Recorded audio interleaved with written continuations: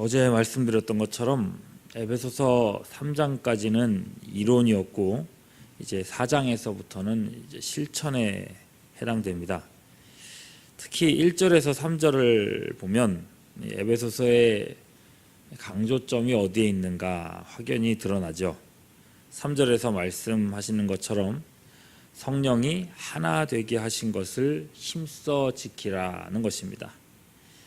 이론 부분인 에베소서 2장에서는 그리스도께서 이방인과 유대인 사이의 벽을 허무셨다 했습니다. 이제 이방인도 유대인과 함께 하나님의 유업을 받는 권속입니다. 특히 에베소 교회는 자기 지역을 넘어서 소아시아 전체를 관할하는 교회입니다. 이 교회 안에 여러 이민족들도 포함되어 있습니다. 그 모든 민족과 나라들이 그리스도 안에서 하나 되었습니다. 이제 교회가 할 일은 단순한 겁니다. 너희는 하나 되어라. 그게 아니죠. 교회는 그리스도 안에 속해 있는 모든 성도는 이미 예수 안에서 하나입니다. 3절, 성령이 하나 되게 하신 것을 힘써 지키라는 것입니다. 우리가 깨트리지만 않으면 된다는 거예요. 하나님이 하나 되게 하신 것을 사람이 깨트리지만 않으면 됩니다. 언뜻 보면 쉬운 일일 것 같아요. 그러나 그렇지가 않습니다. 성령이 하나 되게 하신 것을 사람이 깨트리지 말라 이렇게 얘기를 했잖아요. 비슷한 표현이 바로 결혼 관계에서도 나옵니다. 마태복음 19장 6절은 이렇게 얘기해요. 그런즉 이제 둘이 아니요 한 몸이니 그러므로 하나님이 짝지어 주신 것을 사람이 나누지 못할지니라. 이 부부더러 하나 되라 말씀하지 않으셨습니다. 부부는 이미 하나님이 하나로 만들어 주신 한 몸입니다. 즉 사람이 깨트리지만 않으면 된다는 겁니다. 살아보면 그게 쉽지 않다는 걸 알 수 있습니다. 부부 생활에도 끊임없이 위기가 찾아옵니다. 성격 차이로 힘들어하고 고부 갈등을 겪기도 하고 자녀 양육 방식의 차이로 다투기도 합니다. 권태기가 찾아오고 또 습관의 문제, 언어의 문제, 숱한 부부싸움이 이어지죠. 그 모든 위기를 다 지나가고 오랜 세월이 지나갔다 싶었는데 이번에는 황혼이혼이 찾아옵니다. 부부의 하나됨을 지킨다는 게 그렇게 쉽지가 않더라는 거예요. 여러분, 교회가 그렇다는 겁니다. 성령께서 하나 되게 하신 걸 지키기만 하면 되는데 여러분, 교회들마다 보십시오. 분쟁 없는 교회가 얼마나 있습니까? 한때 평안해서 든든하게 서갔던 교회도 정말 별것 아닌 일로 사분오열되는 일들이 나타나곤 합니다. 교회가 갈라질 정도로 큰 일은 아닐지라도 교회 안 곳곳에서 몸살 소리가 끊이지를 않습니다. 얼마나 많은 사람들이 교회를 떠나갑니까? 교회를 떠나가는 사람들의 10중 8구가 하는 말이 뭡니까? 시험 들었다는 겁니다.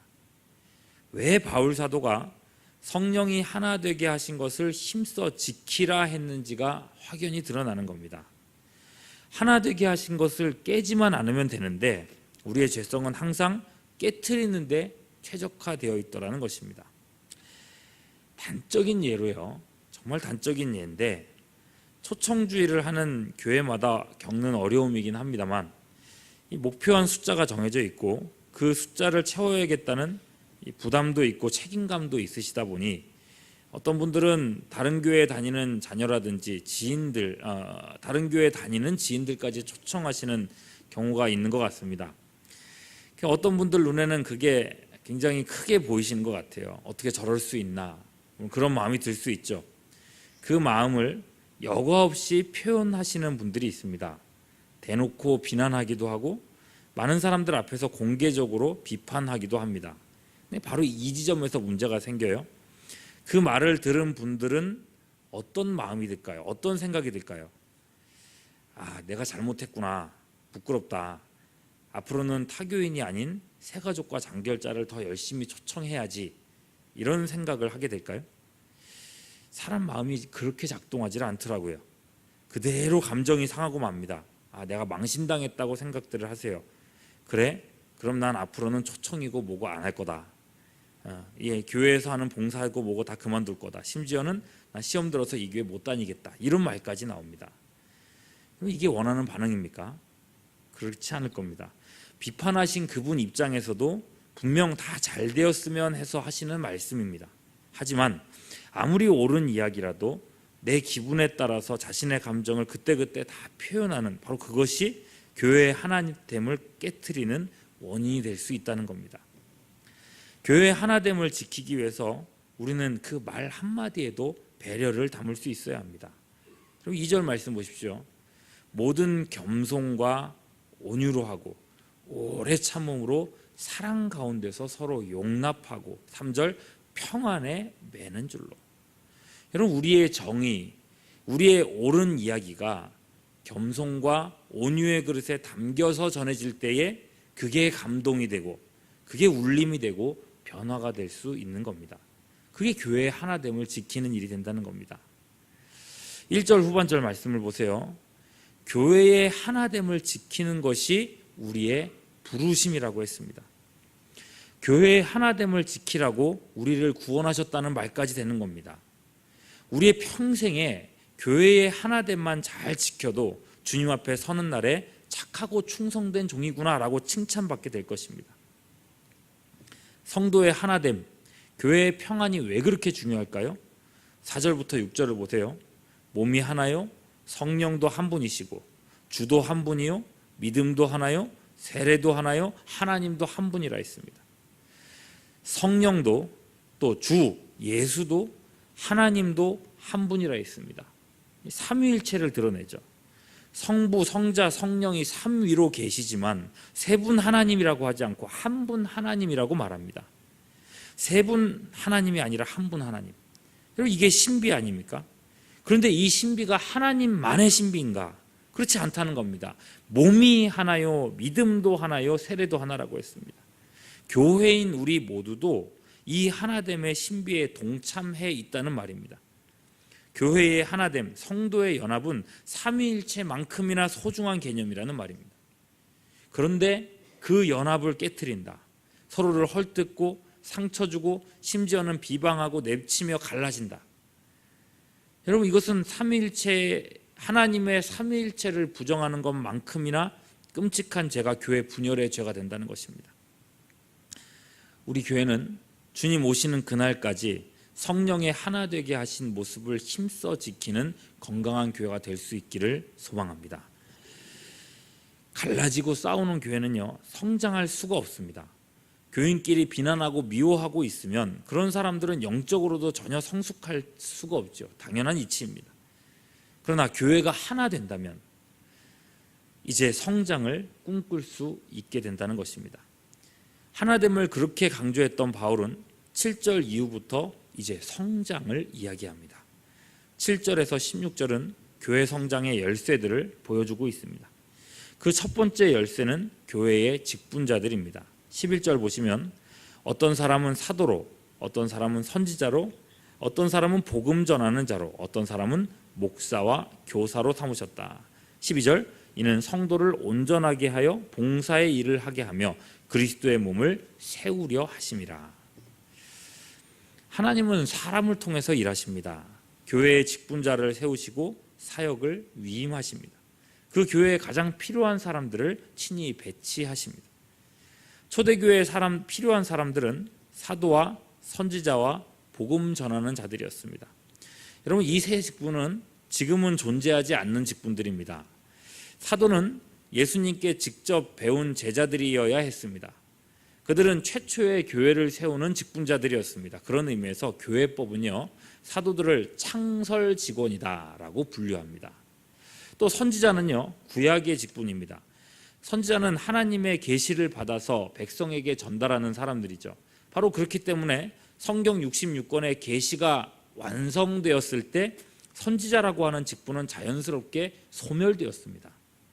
복음 전하는 자 역시도 초대교회라는 특수한 상황에 한정되었습니다. 우리나라에도 전도인이라는 직분이 있지만은 지금은 거의 사라졌죠. 여러분, 지금도 이런 직분들이 있다, 사도가 있다, 선지자가 있다라고 주장하시는 분들은 계시의 본질에 대해서 다시금 공부할 필요가 있습니다. 자, 그리하여 성경으로부터 오늘날까지 남아있는 교회의 공식적인 직분은 목사와 교사와 장로가 됩니다. 여기서 교사는요, 주일학교, 교회학교 교사가 아니고 목사를 가르치는, 목사를 양육하는 교사, 즉 신학 교수들을 말합니다. 자, 그 중에서도 오늘 말씀에서 교회를 세우는 직분이다라고 말할 때는 목사와 교사만을 이야기했습니다. 자, 그러고 보면요, 사도, 선지자, 복음 전하는 자, 목사, 교사, 이 한 사람 한 사람 생각해 보십시오. 다 말씀 전하는 사람들입니다. 교회 성장의 가장 중요한 열쇠는 결국 하나님의 말씀이라는 말입니다. 말씀 전하는 자들이 그야말로 말씀에 사로잡혀 있고 성경대로 이 말씀을 증거하며 그 말씀의 권위가 있을 때에 교회는 성장한다는 것입니다. 두 번째 성장의 열쇠는 그 말씀에 대한 반응이 되겠습니다. 13절 말씀이죠. 우리가 다 하나님의 말씀 아들을 믿는 것과 아는 일에 하나가 돼요. 우리가 다, 온 성도가 이 말씀에 반응하고 말씀에 귀 기울이고 성경을 연구하고 실천할 때, 즉 말씀에 몰입할 때에 교회는 그리스도의 장성한 분량이 충만한 데 이르게 된다는 것입니다. 모든 시험거리를 이기고 승리할 수 있습니다. 그렇기 때문에 히브리서 기자는 모이기를 패하는 어떤 이들의 습관에 빠지지 말라고 강력하게 권고하고 있는 겁니다. 말씀이 흥황한 교회는 지금도 여전히 부흥합니다. 말씀에 대한 기대로 예배의 자리가 가득 차고 성경 공부반이 활기차게 운영되고 말씀에 대한 왕성한 토론과 권면이 곳곳에 있다면 그 교회는 이미 부흥의 반열에 올라선 것입니다. 초대교회를 보십시오. 말씀이 흥황할 때면 여지없이 많은 사람들이 몰려들었던 것입니다. 마무리하겠습니다. 16절은 지금까지 했던 이야기들을 총정리하고 있습니다. 그에게서 온 몸이 각 마디를 통하여 도움을 받음으로 연결되고 결합되어 각 지체의 분량대로 역사하여 그 몸을 자라게 하며 사랑 안에서 스스로 세우느니라. 교회가 연합하여 온전한 하나를 이룬다면 주님의 몸된 교회는 스스로 자라며 세워지게 될 것입니다. 우리 모두가 이 말세에, 교회마다 어렵다고 말하는 이 시대에 그 행복한 교회의 주인공들로 서게 될 수 있기를 주님의 이름으로 축원합니다.